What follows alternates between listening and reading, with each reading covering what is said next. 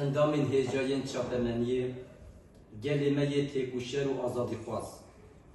Êriş û zeft û zordariyên li ser zimanê Kurdî ji destpêka komarê heta niha bi awayekî bê navber didomin.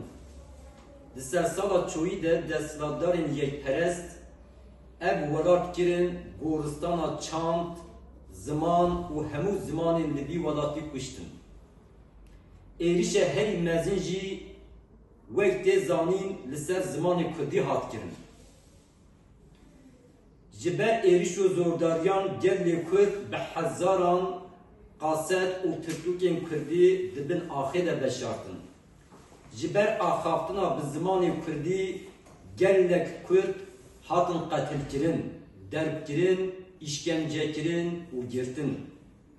Di zindanan de ji ber Kurdî girtî hatin hêlan. Bi sed saleke zeft û zordarî bi awayekî dijwar li ser Kurdî û nirxên kurdewar hatin meşandin. Di ser sala 21 de jî hêjî li Tirkiyeyê zimanê Kurdî wekî zimanekî qedexe, nenas, nediyar û tunekê hesibandin.